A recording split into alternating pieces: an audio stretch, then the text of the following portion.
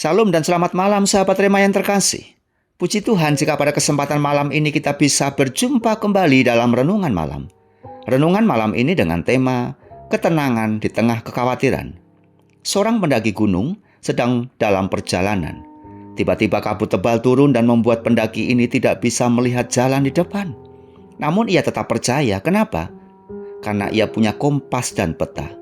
Ia tahu kemana ia harus melangkah walaupun ia tidak bisa melihat dengan jelas.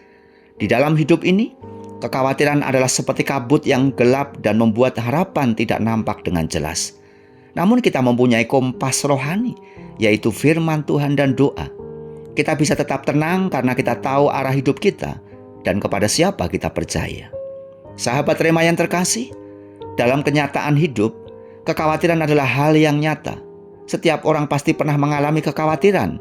Apakah itu tentang masa depan, pekerjaan, keluarga, kesehatan, dan banyak hal lainnya. Kekhawatiran bisa melemahkan iman, menguras energi, bahkan menjauhkan kita dari sukacita sejati.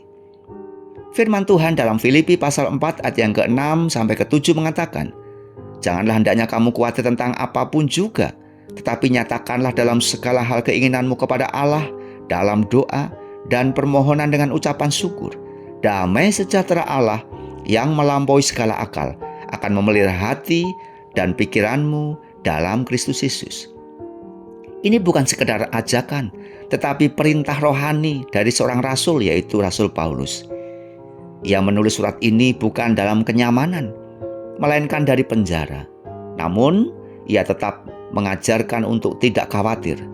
Tuhan tidak menuntut kita untuk menyangkal masalah, tetapi mengajarkan kita untuk menghadapi masalah dengan iman. Respon yang harus kita jalani adalah doa, yaitu hubungan kita dengan Tuhan. Permohonan untuk menyatakan kebutuhan dengan jujur, dan ucapan syukur untuk mempercayai bahwa Tuhan tetap baik, bahkan sebelum jawaban dari doa kita datang atau dinyatakan. Jadi, setiap kali kekhawatiran datang, ubahlah menjadi momen untuk berdoa. Jika kita melakukan firman Tuhan ini, maka janji Tuhan yang menguatkan itu hadir. Damai sejahtera Allah yang melampaui segala akal akan memelihara hati dan pikiranmu di dalam Kristus Yesus. Damai sejahteranya melampaui segala akal, tidak bisa dijelaskan secara logika manusia.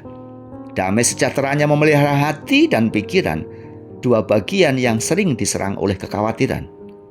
Dan hanya di dalam Kristus Yesus kita bisa mengalami ketenangan sejati.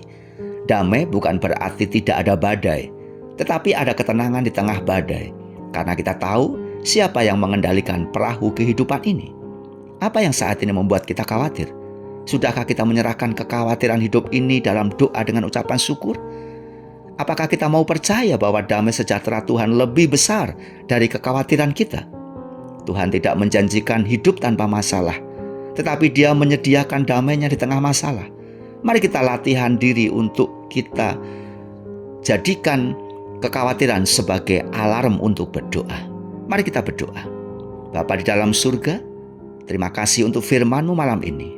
Kami mau tutup hari ini dengan menyerahkan kekhawatiran bahkan seluruh hidup kami ke dalam tangan kuat kuasa-Mu.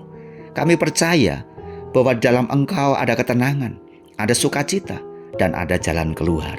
Terpujilah nama Tuhan. Di dalam nama Tuhan Yesus Kristus kami sudah berdoa. Amin. Selamat malam dan selamat beristirahat.